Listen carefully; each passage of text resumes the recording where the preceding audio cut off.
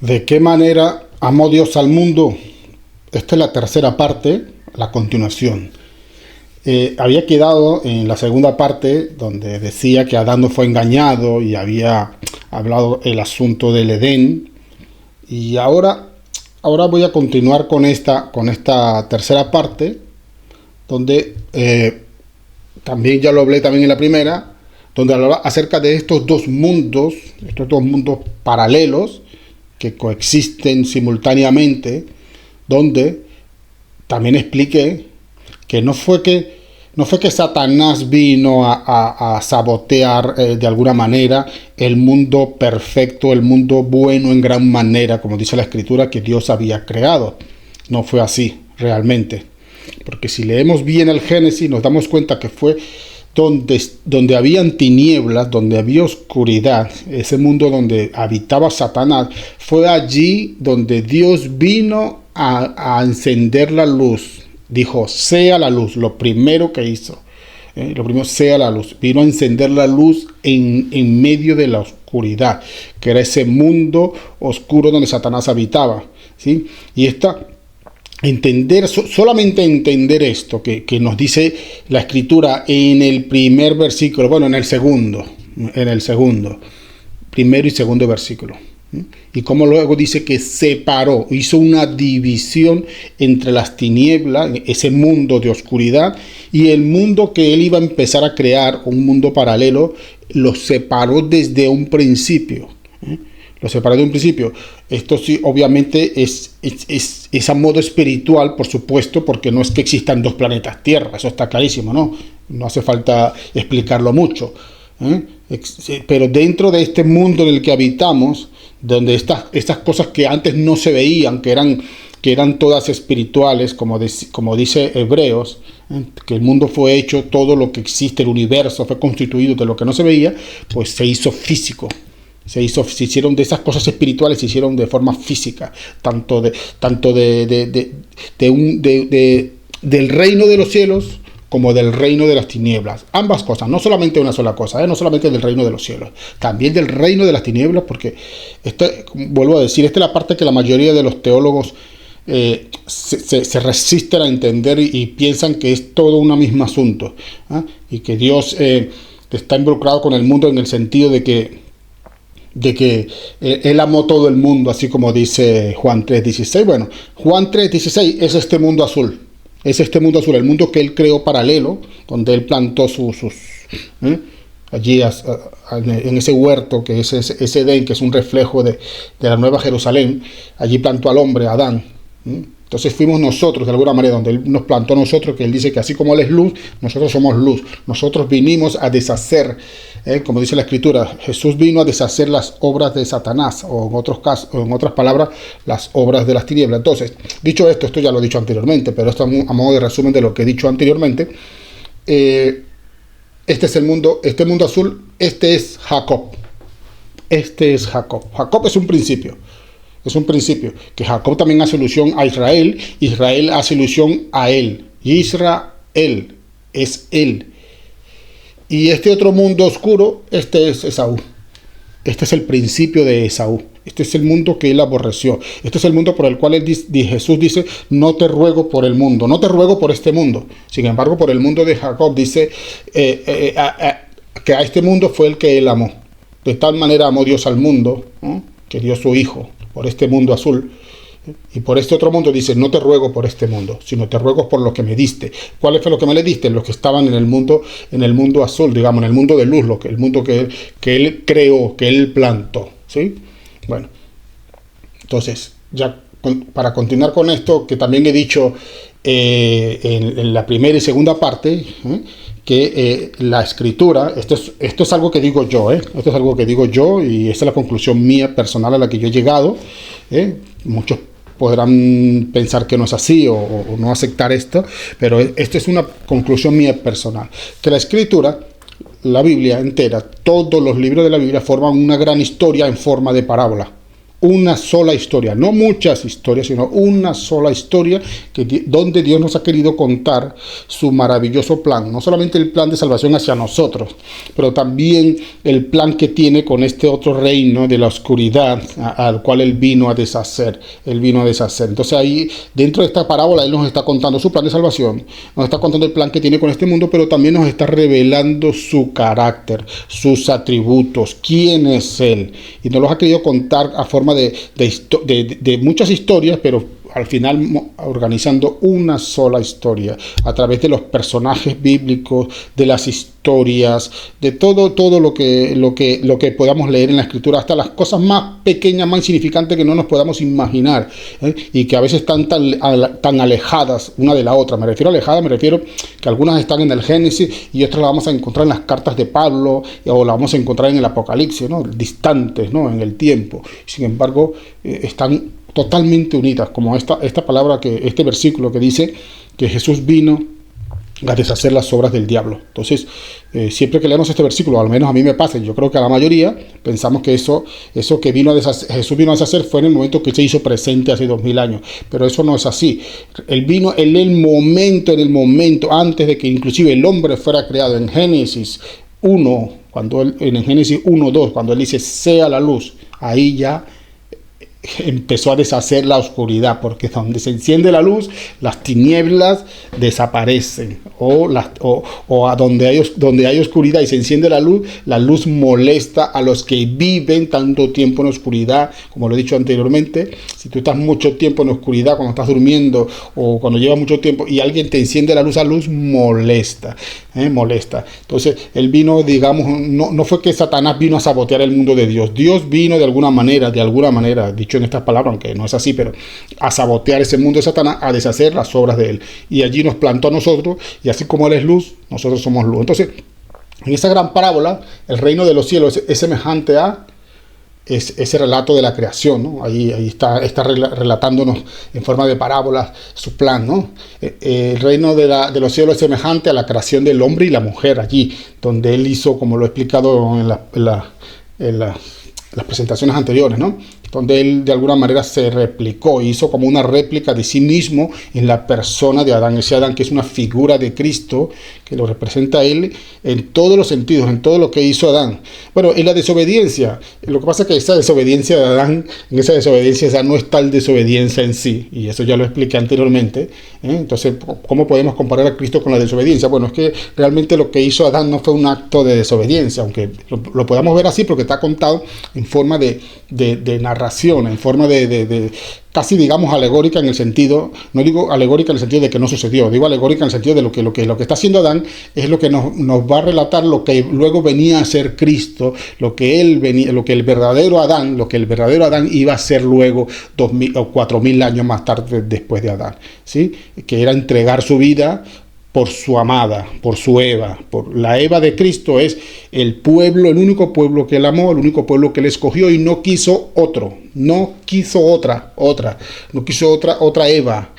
El verdadero Adán, que es Cristo, que se compara y esa Eva con la que se compara la iglesia, que es el mismo pueblo de Israel, porque es que solo hay un solo pueblo, hay un solo pueblo de Dios, hay dos pueblos porque existen dos mundos, y en cada mundo existe un pueblo, existe una nación, un linaje en cada mundo de estos dos. Entonces, esa amada es la que viene de la que Él plantó en ese huerto, esa amada esa Eva, ¿no?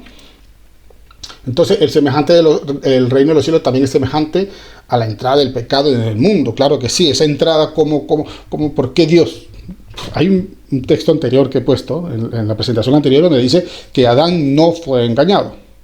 Con eso fue que terminé con ese versículo en la presentación anterior. Adán no fue engañado. Ahora, si Adán no fue engañado, ya lo expliqué también, no voy a entrar en mucho detalle porque eso ya está en las presentaciones anteriores. Si Adán no fue engañado, significa que estaba consciente, lo hizo de forma sabiendo lo que hacía. O sea, él sabía cuando hizo lo que hizo, lo que nosotros vemos como un acto de desobediencia, que no es tal, después que analizamos, después que se puede entender realmente lo que Dios estaba queriendo explicar, lo que Dios estaba queriendo hacer con todo eso. Él lo hizo de forma voluntaria para salvar a su amada, a su iglesia, a Israel, que era de ahí donde iba a salir toda esa descendencia, donde iba a venir Set, donde venían todo el linaje, toda esa genealogía, hasta que llega hasta el Mesías, ¿no? Por donde pasan las 12 tribus de Israel, y hasta que llega el Mesías, y hasta que llega hasta nosotros, ¿sí? Entonces, si Adán no fue engañado, pregunta, eso lo pregunté también anteriormente, ¿pudo haber sido Dios engañado? Dice la Escritura en el Génesis que Él se paseaba con ellos y ellos escuchaban su voz. Entonces, ¿dónde estaba Dios en ese momento? Porque algunos se han preguntado, bueno, ¿dónde estaba Adán mientras eso sucedía? Bueno, esa respuesta yo no la tengo. Yo no sé dónde estaba Adán en ese momento. ¿Dónde estaba Adán? Adán, el hombre creado, yo no sé dónde estaba. Lo que sí puedo tener 100% de certeza, que ahí el que sí que estaba en ese momento, mientras ellos hacían, mientras Eva escuchaba esa voz, antes de que ella se dejara engañar, ahí estaba su creador, porque él llena el universo, o sea que no hay un sitio donde él no pueda estar. ¿A dónde me esconderé de tu presencia? Si arriba en los cielos, allí estás tú. Si bajara en lo más profundo de la tierra, allí estás tú. No estaba él allí cuando ese árbol, que no era un árbol, que ese Satanás, ese árbol que habla Ezequiel habla de que ese árbol era Satanás, que estaba en el Edén. Entonces, ¿dónde estaba Dios? No sabía, fue engañado, no sabía cuando Eva estaba, o todo eso formaba parte de ese plan, de esa gran parábola que Dios nos ha querido contar. Nos ha querido contar para revelarse a nosotros, a su creación, y también para testimonio también de este otro mundo. También, por supuestísimo, también para ellos, porque ellos van a ser juzgados. Bueno, de hecho ya han sido juzgados, ¿no? La sentencia ya prácticamente está emitida, solamente falta consumarla, ¿no? Pero de alguna manera, con todo esto, de alguna manera para ellos también está sirviendo como testimonio a la hora de que se consume ese gran juicio para ellos, ¿no? Entonces, esa entrada en el pecado, estaba Dios allí, por supuesto. Estaba escuchando, o sea, ¿pudo evitarlo? Por supuesto. Así como evitó cuando Abimelech quiso acostarse con Sara, cuando la tomó por mujer, cuando Abraham entra allí y Dios se le aparece en sueño y le dice, si la tocas, te mato. Sí, porque hay una promesa dentro de su vientre que es para 1000 generaciones, que era por medio de Isaac que iban a venir todas las descendencias. No puedes contaminar ese vientre porque yo tengo una promesa para ese vientre. Tú no puedes contaminarlo. Pues no pudo haber hecho lo mismo con Eva, con ese árbol que era Satanás. Claro que pudo impedirlo, claro que pudo. O sea, si Adán no fue engañado, mucho menos iba a ser engañado Dios. No fue que a Dios se le escapó de las manos, que hizo una creación y entonces el hombre en su debilidad, que lo hizo, parece que Dios lo hizo defectuoso, porque esto también deja al hombre como defectuoso. Y si el hombre es defectuoso, el problema es del fabricante, ¿no? Cuando un artículo viene defectuoso, pues el problema fue del fabricante. Entonces vamos a echarle la culpa al fabricante, como hace mucha gente. Le echa la culpa a Dios. Porque nosotros somos un producto fabricado y entonces el fabricante es el culpable de si nosotros fallamos y si nosotros no hacemos, pues porque somos defectuosos y, en fin, ¿no? Pero no es así. Todo esto formaba parte de ese plan que nos iba a contar luego en forma de parábola, o nos iba a contar en forma de parábola. Bueno, vamos, entonces, también el reino de los cielos es semejante pues a ese diluvio, a esa arca, a ese pacto que Dios hizo con el arca de Noé, me refiero, el diluvio del arca de Noé, ese pacto que Dios hace con Noé, luego Dios hace un pacto con Abraham también, luego Dios hace un pacto con Moisés, bueno, con el pueblo de Israel, en fin, ¿no? En todos esos detalles Dios nos está contando.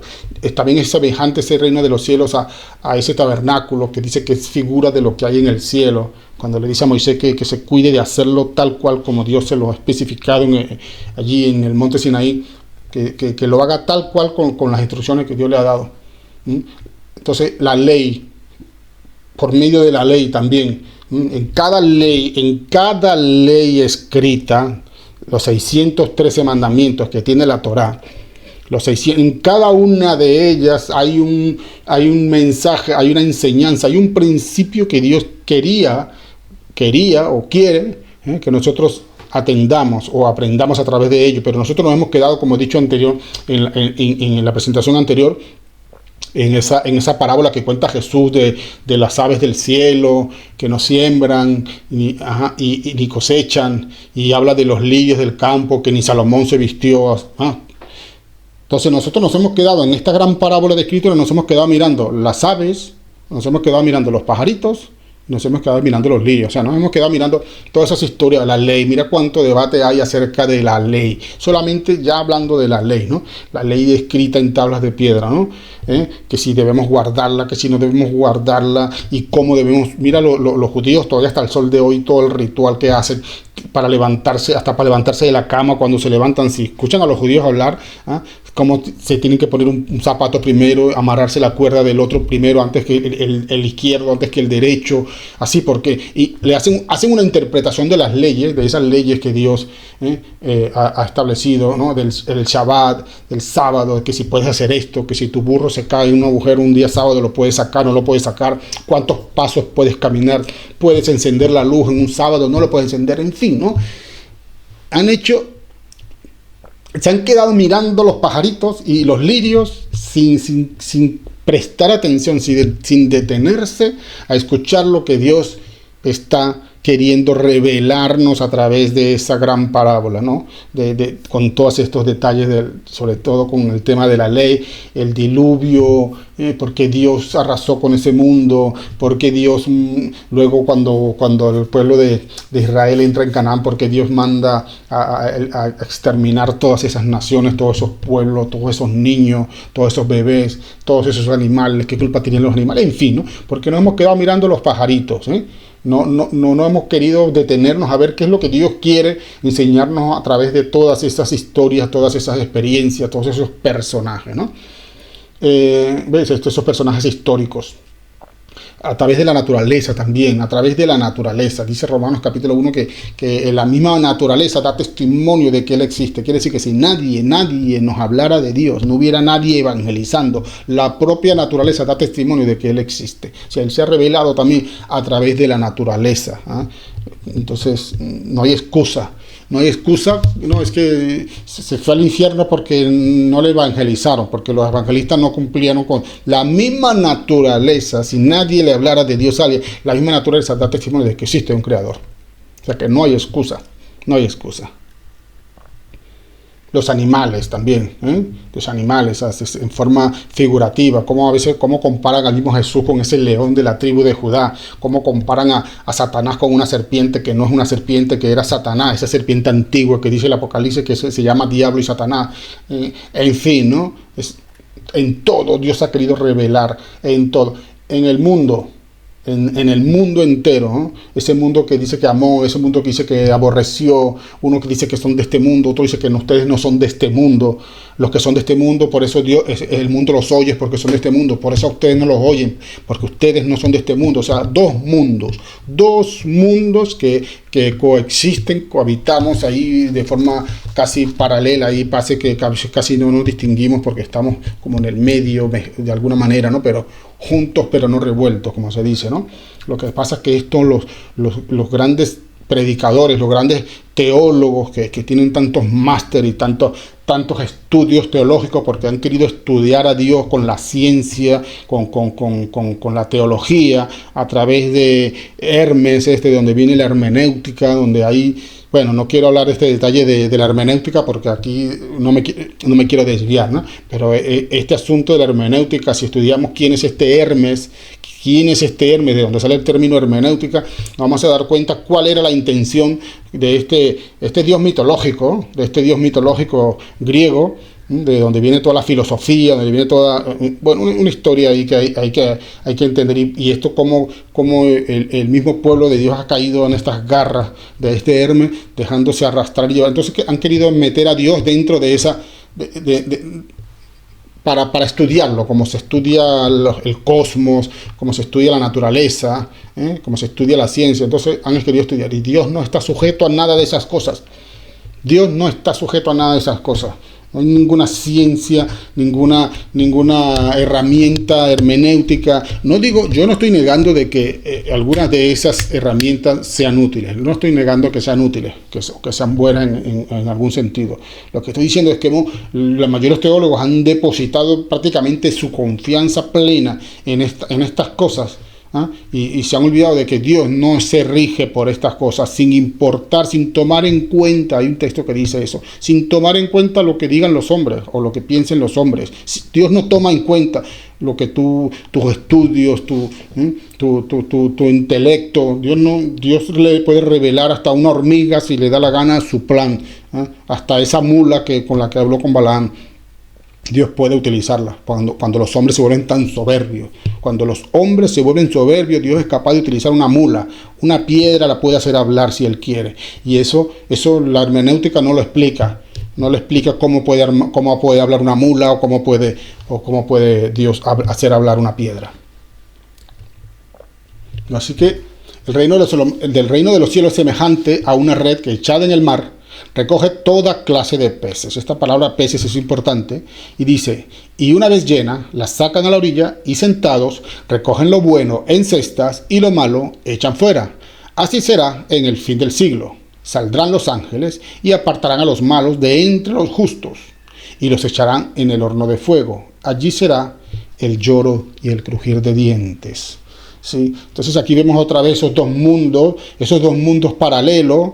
Entonces a nosotros se nos ha enseñado de que primero que sí, bueno, que son dos mundos, pero no que nos enseñan que son dos mundos, pero que existen dos tipos de personas, que unos son buenos, unos son malos, como la famosa parábola del trigo y la cizaña, que la han superficializado tanto, pero es que esos malos, en algún momento, cuando les hablamos, entonces si le evangelizamos, si ellos aceptan a Jesús, al Mesías, entonces ellos pueden cambiar su naturaleza. Como que si una planta, como si un árbol, tú puedes cambiarle la naturaleza. A nosotros también la Escritura nos compara como árboles. Así como Satanás es comparado con un árbol, también Cristo es comparado con un árbol. Cristo es el árbol de la vida. Ese árbol de la vida que estaba en ese huerto del Edén, ese era ese que se paseaba con ellos.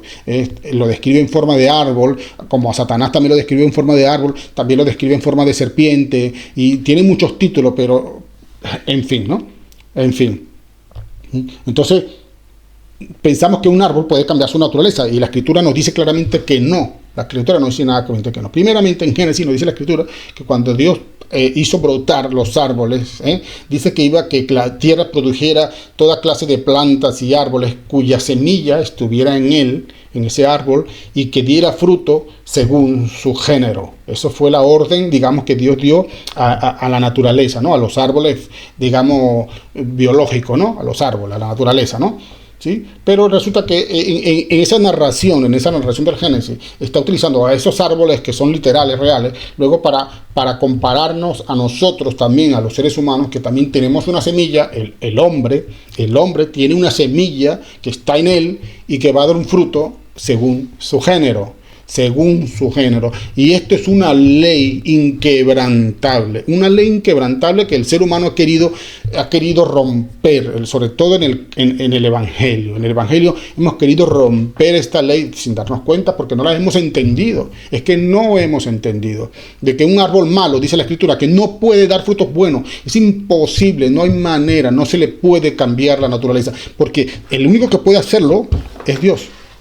Sí, Él puede hacerlo, pero Él no es su voluntad hacerlo, en el sentido de porque fue una ley que Él estableció y Él no la va a quebrantar. Él no va a quebrantar su propia ley. Cuando Él dice que Él no puede dar un árbol malo frutos buenos, ni tampoco uno bueno tampoco puede dar frutos malos. No puede, porque va en contra de su naturaleza. Entonces nosotros pensamos, bueno, es que si le evangelizamos a estos árboles que son hombres que tienen una semilla, son seres humanos, ¿no? Entonces, ahora, vamos a ver. Si Jesús mismo, el Dios hecho carne, estuvo con ellos, con muchos de estos árboles delante de ellos, hablándoles, y no le escucharon al creador, al que los hizo brotar de la tierra, porque Él también es su creador, Él es el creador de ellos también. Si no le escucharon a Él, a Jesús, cuando Él le hablaba y le decía sepulcros blanqueados, generación de víboras, de serpientes. La palabra generación significa linaje, descendencia. Eso es lo que significa. Ustedes descienden de ese árbol, porque Él decía, yo soy la raíz del linaje de David. O sea, yo soy el árbol de donde David salió. Yo soy ese árbol. Pero ustedes son de ese otro linaje. Ustedes son de vuestro padre, el diablo. Ustedes son de un árbol cuya raíz, decía Juan el Bautista, que el hacha ya estaba puesta para cortar la raíz. La raíz del árbol, porque ustedes, así como Adán desciende de un árbol, Israel desciende de un árbol, ustedes también descienden de un árbol. Y ese árbol, dijo Juan el Bautista cuando apareció Jesús en escena, que el hacha, cuando vio a Jesús aparecer, el hacha ya estaba preparada, ya estaba puesta para cortar la raíz. La raíz, ¿cuál era la raíz de ese árbol? Si Jesús es la raíz del linaje de David, ¿quién es la raíz de estos que estaba Jesús ahí con esas túnicas ahí de sacerdotes y decían que ellos eran hijos de Abraham? Y Jesús le decía, si fueran de Abraham a mí me amarías, pero sois hijos de vuestro padre el diablo. Ustedes son de ese otro árbol cuya naturaleza no puede cambiar, porque ese árbol va a dar dio fruto según su género, como fue el árbol de la vida que fue el que plantó Adán. Dio un fruto según su género, Adán, según su género. Satanás dio un fruto también de esa semilla que fue la que ingirió Eva, y dio un fruto según su género. Y ese fruto era Caín. Y ya vemos el resultado de Caín, ¿no? Ya vemos inmediatamente cómo ese fruto empieza a brotar inmediatamente prácticamente con Caín. Y luego lo vemos con todas estas personas pasando por el hijo de Noé, que es donde se reproduce esta semilla de Caín. Cam, y atraviesa el diluvio, porque así estaba profetizado, así tenía que suceder, para que se cumpliera Génesis 3:15, de que esa descendencia, esa simiente, que esa semilla, la palabra semilla, iba a tener que morder en el calcañar al Mesías. Entonces, para eso tenía que atravesar el diluvio, no podía perecer en el diluvio, en fin, esto ya lo he explicado muchísimas veces y no me quiero alargar más. Así que eso es lo que los evangelistas no quieren aceptar. No, es que porque el Señor dijo, y predicar el evangelio a toda criatura. Claro que lo dijo, pero mire la palabra siguiente. El que creyere y fuere bautizado será salvo, mas el que no creyere será condenado. Entonces nosotros estamos ahí forzando al árbol malo para que produzca fruto bueno. Pero cree, pero acepta, es que si no te van a quemar, te vas a ir al infierno. Pero es que no entienden que eso es como decirle a un perro que hable, es como entrenar a un perro para que hable. ¿Podremos hacer que un perro hable? ¿Podremos hacer esto? Podemos hacer que un cerdo se perfume él mismo y por mucho que tú le hables, podemos hacerlo que se bañe y se mantenga limpio siempre y no coma basura. ¿Podemos cambiar su naturaleza? No podemos cambiarla. No podemos cambiarla. Pero ahí está intentando. Si no oyeron la voz de Dios, al propio Dios hecho carne, no lo oyeron a Él, dice, ustedes no pueden oír mi voz porque ustedes no son de Dios. Los que son de Dios, las palabras de Dios oyen. Los que son de Dios, ¿ve? Separando. Los que son de Dios son estos justos que dicen aquí. Y los otros, ustedes no pueden porque ustedes son malos. Aquí se dice, apartará a los malos, porque ustedes son árbol malo. Y el árbol malo no puede, no hay forma, no hay manera, no hay nada que podamos hacer. Eso de ir y predicar a todo el que creyere, porque los que son de Dios, cuando Jesús los mandó a evangelizar, dice, él sabía que dentro de eso, en ese mundo, él le dice, por camino de gentiles no vayáis, ni en casa de samaritano entréis. Entonces, él sabía que cuando él los mandaba, iban a ver, ellos iban a ir donde habían árboles buenos y donde habían árboles malos. Los árboles buenos iban a dar un fruto bueno. ¿Cuál era el fruto bueno? El arrepentimiento. El arrepentimiento después de escuchar el evangelio, después de haber entendido que ya son libres de ese pecado, de esa atadura que les mantenía esclavos. Ellos iban a escuchar la voz de Dios, iban a dar un fruto bueno, que era ese fruto de arrepentimiento. Mientras que el árbol malo, por mucho que se le diga que sí, que hay un Salvador, que hay un Creador, ellos no oyen, no pueden oír esa voz. Ellos oyen la voz del mundo. Por lo dice Jesús que el mundo oye su voz. El mundo los ama a ellos porque son del mundo. A nosotros nos aborrece el mundo porque nosotros no somos del mundo. ¿Sí? Bueno, voy a ver si puedo avanzar porque... ¿sí? Entonces, este es el reino de los cielos. Y este es este mundo, ¿sí? Entonces yo he hecho aquí una especie de Wikipedia, para Entonces vemos que en este mundo que los evangelistas no quieren aceptar que existe, dicen, no, está, como que no. Todos los que habitan en el mundo pueden escuchar la voz, por lo cual vamos a evangelizarles porque ellos también pueden ser salvos.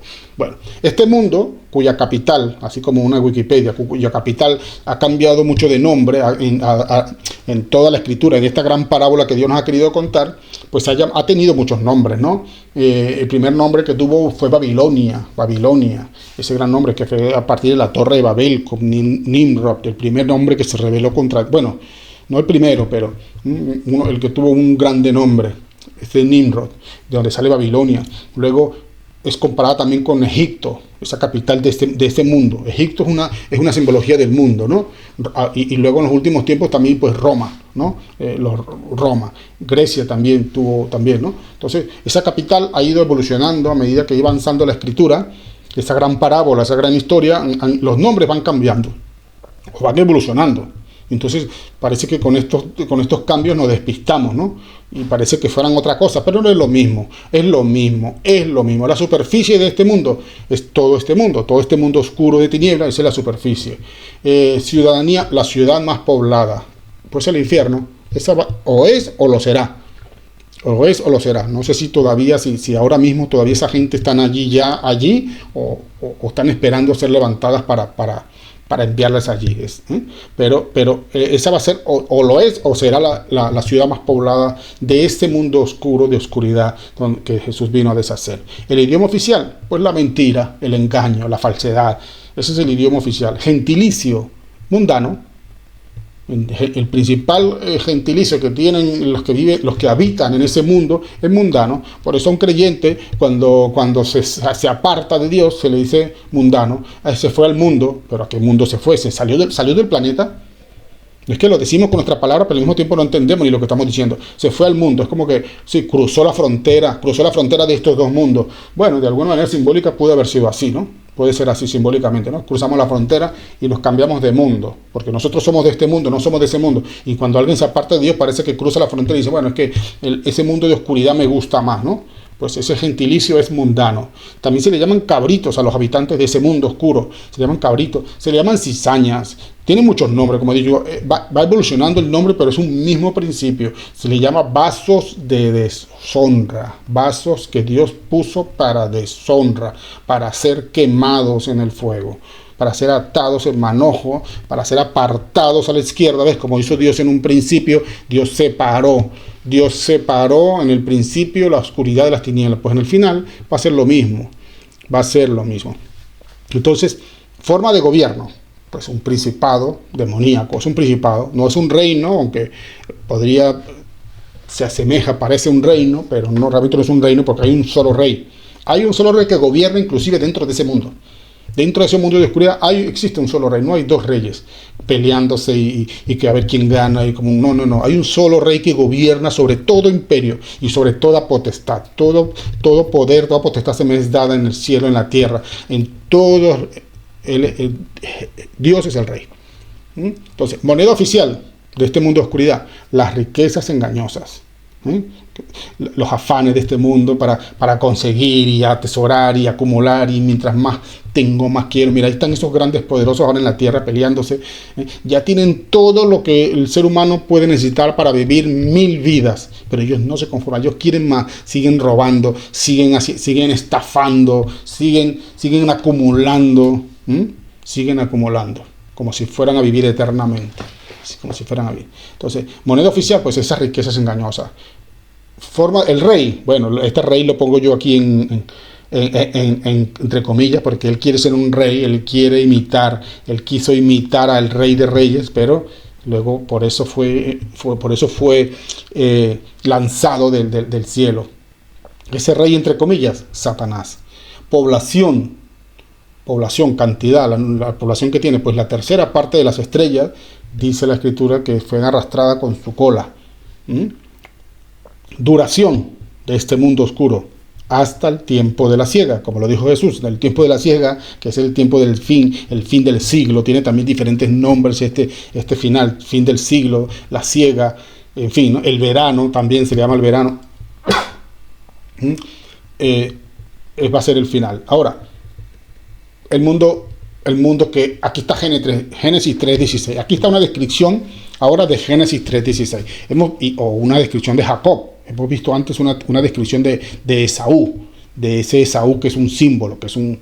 Pues ahora vamos a ver una de Jacob, de Génesis 3:16, capital de Génesis 3:16, o de ese mundo que él amó, de este Jacob que él amó. Capital, Jerusalén, Samaria, Sión, tiene diferentes títulos también que ha ido evolucionando. Por cierto, antes de Jerusalén tuvo un nombre que muy pocos cristianos conocen, se llamaba Silo. Y esta ciudad de Silo justamente quedaba en el norte de Israel, antes de que Jerusalén fuera la capital del reino. Estaba en el norte de Israel, en la parte que se conoce como el reino del norte, donde estaba Efraín, donde estaban esas 10 tribus. Esa fue la primera donde se puso por primera vez el arca del pacto, antes de que David la llevara a Hebrón, y luego pues quedó en Jerusalén. Allí estaba. Esa fue la primera capital, Silo. Por cierto, paradójicamente, el lugar donde Jesús permanecía, donde vivía Jesús, en esa parte norte, en donde está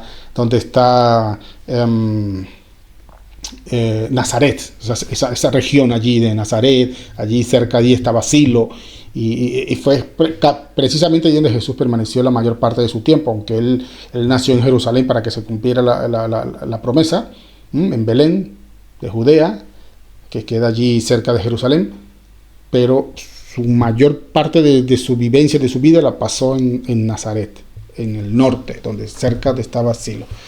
En fin, superficie, todo el universo, la superficie de este mundo que Dios creó. Él es el rey del universo, y su reino abarca todo el universo, el reino de los cielos. Ciudad más poblada, la nueva Jerusalén.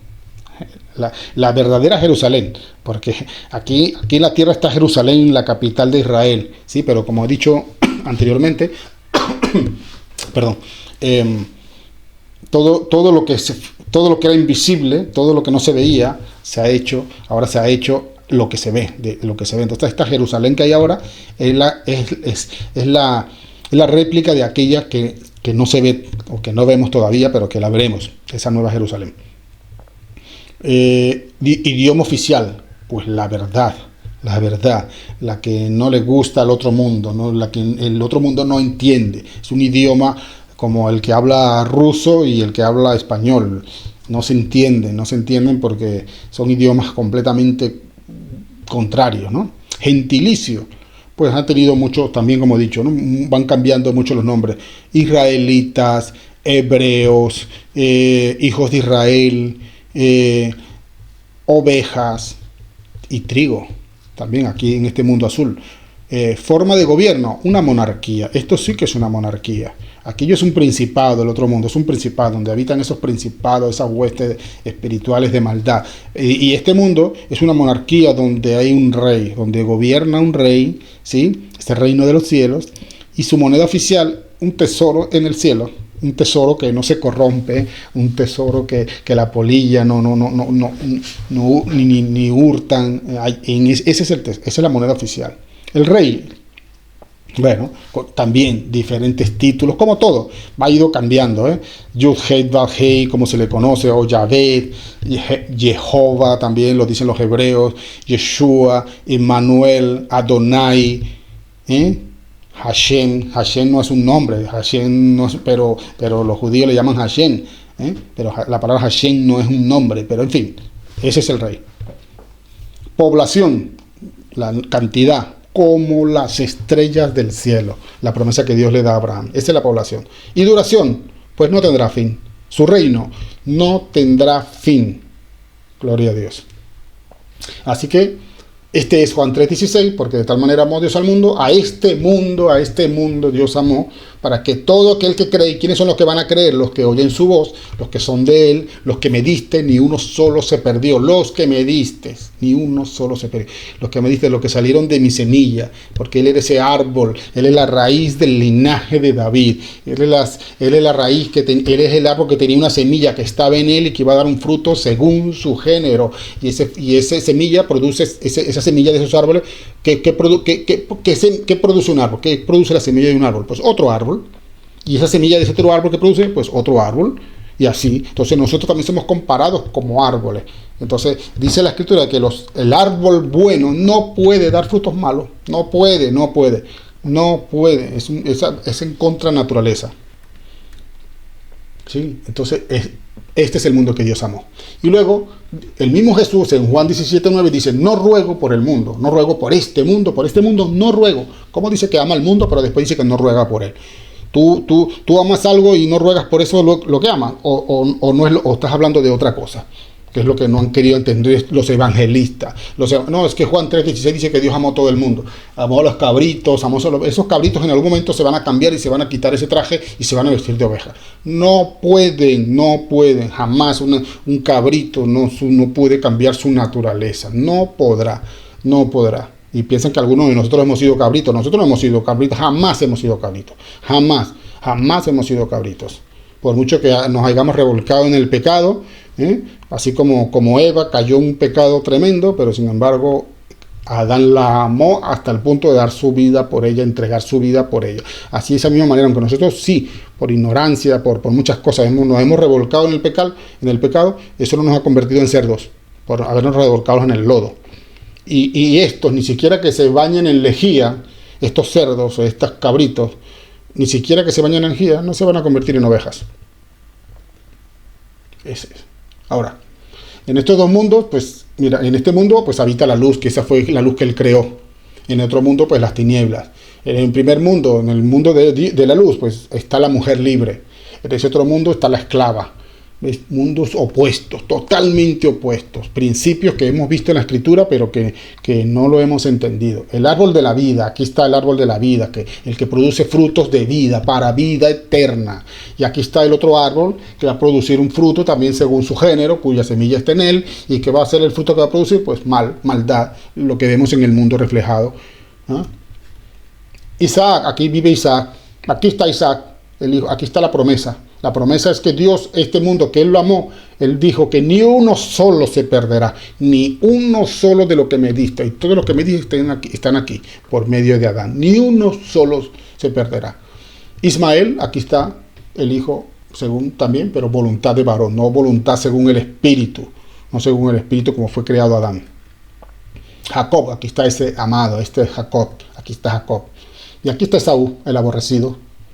Aquí está el primer hombre, Adán, nacido por voluntad del Espíritu, ¿ve? Que Dios sopló aliento de vida al Espíritu y dice que fue el hombre un ser viviente, un ser que tiene vida y que como tenía vida, de lo que tenía podía dar, o sea, del fruto que él tenía podía dar de lo que él tenía. Por eso cuando Eva cae en pecado y él hace eso, de alguna manera, él hace lo mismo que hace ella, pero de alguna manera como él es un ser viviente, que él no es la vida, él es un reflejo de la vida, pero él tiene vida, y de lo que él tenía, así como Eva compartió con él la muerte y él murió, pero él también a su misma vez, él compartió con ella la vida que estaba en él, y aunque ellos murieron físicamente, pero espiritualmente ellos vivieron, porque él tenía vida. En cambio el otro árbol, de lo que tiene, da, cada uno, nadie puede dar lo que no tiene,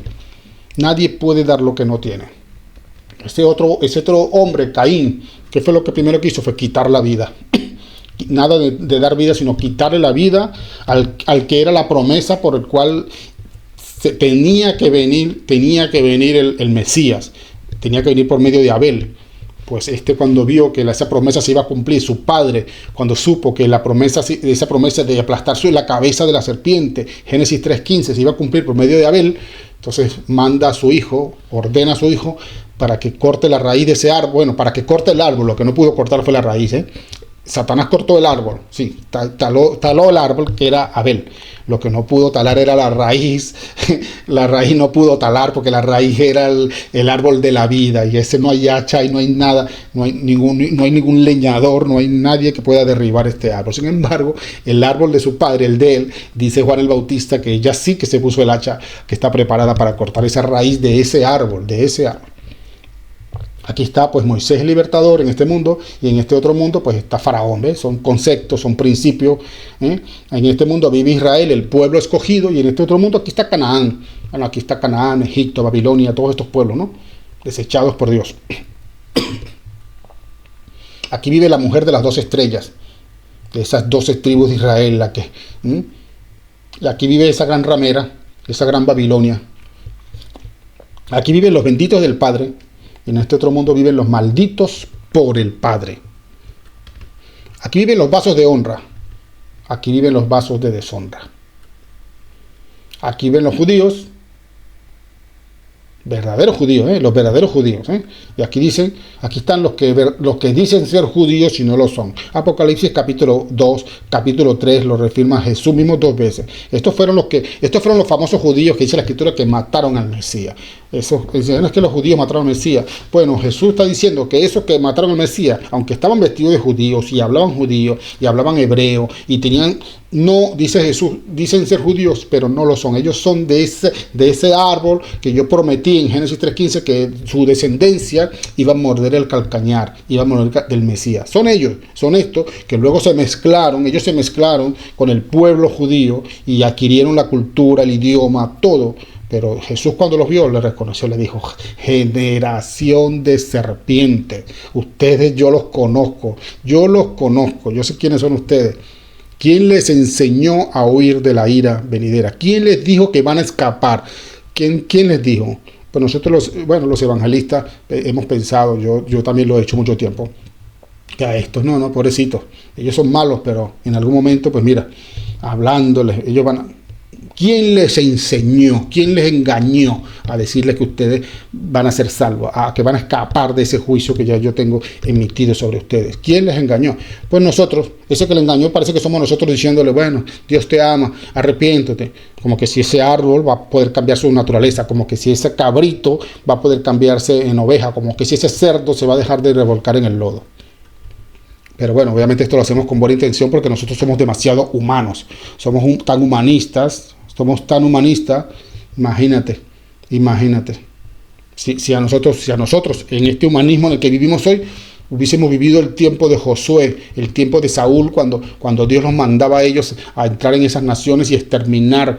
¿Cómo hubiésemos entrado si Dios nos mandara ahora a nosotros con esta mentalidad tan humanista que nos hemos dejado engañar con este humanismo falso humanismo, porque no es un humanismo verdadero, es un falso humanismo? ¿Cómo hubiésemos actuado? ¿Cómo hubiésemos atendido la orden del Creador, del Dios de Israel, cuando Dios dio la orden? Dicen: no tengan compasión de ellos, nosotros tenemos tanta compasión, de hecho tenemos más compasión que el propio Dios. Porque nosotros empezaríamos a cuestionar, a debatir, pero ¿será verdad que Dios dijo esto? Y si no será que habrá dicho otra cosa, y esto no será la voz de Satanás, y ahí empezarían los teólogos a debatir, y entre ese debate pues no se cumple la orden, porque estamos tan humanos. No es que mira, son personas, mira, hay algunos que son tan educados, otros parecen mejores personas inclusive que el resto, parecen mejores personas, y algunos que tienen una apariencia tan hermosa. ¿Cómo haríamos? ¿Qué hubiésemos hecho nosotros? ¿Cómo hubiésemos respondido a esa orden de Dios? Porque en este mundo humanista en el que hemos vivido, y en el que estamos viviendo y en el que nos hemos dejado absorber los hijos de Dios. Falso humanismo, quiero decir. En ese mundo, pues ahí, si en el mundo azul, en el mundo de Dios, viven los hijos de Dios, pues en el otro mundo, ¿quiénes viven? Los hijos de, como dijo Jesús, de vuestro padre, el diablo. Y aquí viven el trigo, y aquí vive la cizaña. Esa cizaña que dijo Dios que la va a dejar para el fin del siglo, que va a mandar a sus ángeles a recogerlo, a atarlos en manojo para ser quemados. Ese es el fin de ellos. Para ser quemados. Lo voy a dejar aquí y ya continuaré con bueno, pensaba que en 3 partes lo iba a hacer, pero quizás sea en la 4ª. Así que de momento lo dejo aquí en este punto. Dios le bendiga.